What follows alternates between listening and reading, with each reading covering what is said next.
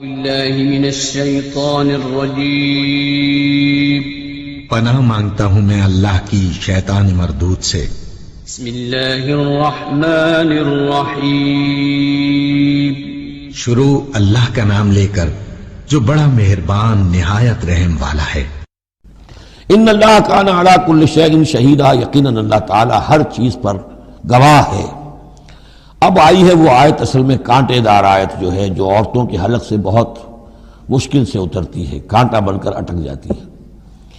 الرجال قوامون علی النساء، یہ تمہید تھی ساری، ایک سورہ بقرہ میں تمہید آ چکی تھی، علیہن لہن مثل الذی علیہن بالمعروف وللرجال علیہن درجہ، یہ کہہ کے بات چھوڑ دی۔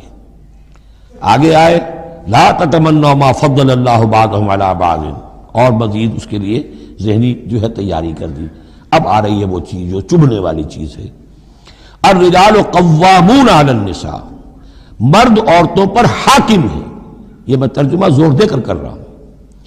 یہ قامہ جو ہے، قامہ جب علا کے ساتھ آئے گا تو کچھ اور معنی ہوں گے، قامہ بے کے ساتھ آئے گا کچھ اور معنی ہوں گے۔ قامہ بے کسی شے کو قائم کرنا، کونوا قوامین بالقسط، اسی سورہ مبارکہ میں یہ آیت آ جائے گی، کونوا قوامین بالقسط، عدل کو قائم کرنے والے بن کر کھڑے ہو جاؤ۔ قامہ علا، کسی کے اوپر سر پر مسلط ہونا، یہ ہے گویا کہ ایک درجہ حاکمیت ہے۔ گھر کے ادارے میں حاکم ہونے کی حیثیت مرد کو حاصل ہے۔ سربراہ خاندان جو ہے وہ مرد ہے، عورت نہیں ہے۔ عورت کو بہرحال اس کے ساتھ ایک وزیر کی حیثیت سے کام کرنا ہے، یہ ہے اس کا اصل رول۔ اسی لیے میں بیان کر چکا ہوں کہ وہ جو نسیان کا معاملہ تھا، اللہ تعالیٰ نے اس کے اندر چونکہ یہ سیکنڈ رول پلے کرنا ہے، اسے یقیناً اس کے جذبات کو تو زیادہ ٹھیس پہنچنے کا امکان رہے گا۔ آدمی کو ہر انسان، مرد بھی چاہتا ہے میری بات چلے، عورت چاہتی ہے میری بات چلے۔ اب آخر کار کس کی بات چلے گی؟ یا تو دونوں کسی طریقے سے کسی مسئلے میں متفق ہو جائیں، اور عورت جو ہے بیوی اپنے شوہر کو دلیل سے، اپیل سے جس طرح قائل کر لے تو معاملہ ٹھیک ہو گیا۔ اب اگر نہیں ہو رہا معاملہ تو اب کس کی رائے چلے گی؟ مرد کی رائے چلے گی۔ تو کس کو اس سے ایک صدمہ پہنچے گا؟ عورت کو پہنچے گا۔ لیکن اس صدمے کا ہی جو ہے انفلوئنس، اس کو کم کرنے کے لیے سیفٹی والو، نسیان کا مادہ اللہ تعالیٰ نے عورت میں زیادہ رکھ دیا۔ اسی لیے پھر اس قانون شہادت کے اندر ایک مرد کی جگہ 2 عورتوں کو وہاں پر اس کا نصاب رکھا گیا۔ الرجال قوامون علی النساء بما فضل اللہ بعضهم علی بعض۔ اب یہ دوسری بات ہے کہ اگر وہ شوہر حاکم ہو کر ظلم کرتا ہے، ان کے حق ادا نہیں کرتا ہے، تو اللہ کے ہاں بڑی سخت پکڑ ہوگی۔ یہ تو دوسری بات ہے بالکل۔ لیکن یہ کہ جو قانون ہے اسلام کا وہ یہی ہے کہ یہ اختیار دیا گیا، اب آپ اس اختیار کا غلط استعمال کر رہے ہیں، آپ اس کو ظلم کا ذریعہ بنا رہے ہیں، تو اس کی سزا اللہ تعالیٰ کے ہاں آپ کو مل جائے گی۔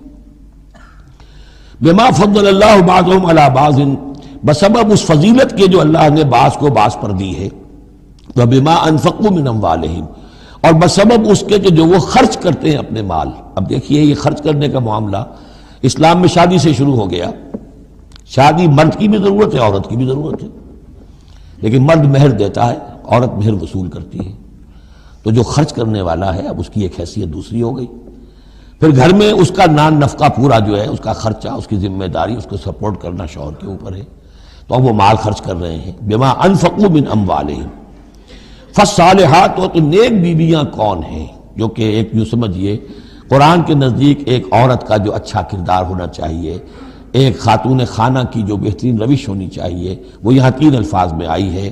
فالصالحات، نیک بیویاں قانتات، ایک تو فرما بردار ہوتی ہیں، شوہروں کی فرما بردار۔ حافظات للغیب، غیب میں حفاظت کرنے والیاں، یعنی ظاہر بات ہے کہ مال ہے کسی کا تو گھر میں ہے، وہ تو کام پہ چلا گیا ہے، اب وہ کس کی حفاظت میں ہے؟ بیوی کی حفاظت میں ہے۔ اسی طرح اب بیوی کی جو عصمت ہے وہ در حقیقت مرد کی عزت ہے، اب وہ اس کی عزت کی حفاظت کرے اس کی غیر موجودگی میں۔ اسی طرح مرد کے راز ہوتے ہیں، سب سے زیادہ بڑھ کر جو ہے رازدان وہ تو بیوی ہوتی ہے۔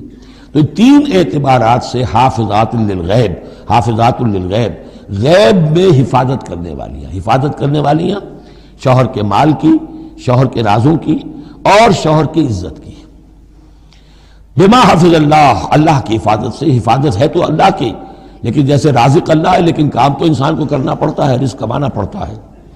واللاتی تخافون نشوزہن، اور وہ خواتین کے جن کے بارے میں تمہیں اندیشہ ہو جائے ان کے اندر سرکشی کا، ضد ہے، ہٹ دھرمی ہے، بات نہیں مان رہی ہیں، اپنی بات منوانی ہے، کسی نہ کسی طریقے سے گھر کی فضا خراب کی ہوئی ہے، یہ ہے نشوز۔ ذہناً تسلیم نہ کرنا کہ میری حیثیت جو ہے وہ بہرحال شوہر کے تابع دار کی ہے، اس کو اگر تسلیم نہیں کریں گے تو ظاہر بات ہے فرکشن ہوگی، اور فرکشن جو ہے اس کے نتیجے کے اندر وہ گھر کے اندر جو ہے وہ ایک فساد پیدا ہوگا۔ واللاتی تخافون نشوزہن فعظوہن، تو ان کو پہلے تو نصیحت کرو، واہجروہن فی المضاجع، دوسرے تنبیہ کے طور پر ان سے تعلق اپنے بستر علیحدہ کر لو، اور ان کے ساتھ وہ تعلق زد و شو جو ہے کچھ عرصے کے لیے بند کر دو۔ وَاضْرِبُوهُنَّ، اس پر بھی ٹھیک نہ ہو تو انہیں مارنے کی بھی اجازت ہے۔ اس میں حضور نے جو روکا ہے وہ یہ ہے کہ چہرے پر نہ مارا جائے، اور کوئی ایسی مار نہ ہو جس کا مستقل نشان جسم پر پڑے۔ اب یہ چیزیں اللہ کا کلام ہے، اس کے اندر جو ہے کوئی ہمارے لیے کوئی جھجک نہیں ہے، معاشرتی زندگی کو ٹھیک رکھنے کے لیے اس کی ضرورت پیش آئے تو وہ بھی کرنی ہوتی ہے۔ فَإِنْ أَطَعْنَكُمْ، پھر اگر وہ تمہاری اطاعت کریں، فَلَا تَبْغُوا عَلَيْهِنَّ سَبِيلًا، تو اب ان پر خام خواہ کی زیادتی کرنا، پچھلے غصے نکالنا، بار بار جو ہے وہ اپنے غصے کا اظہار کرنا، یہ بھی ٹھیک نہیں ہے۔ ان اللہ کان علیٰ کبیرہ، یقیناً اللہ تعالیٰ بہت بلند ہے، بہت بڑا ہے۔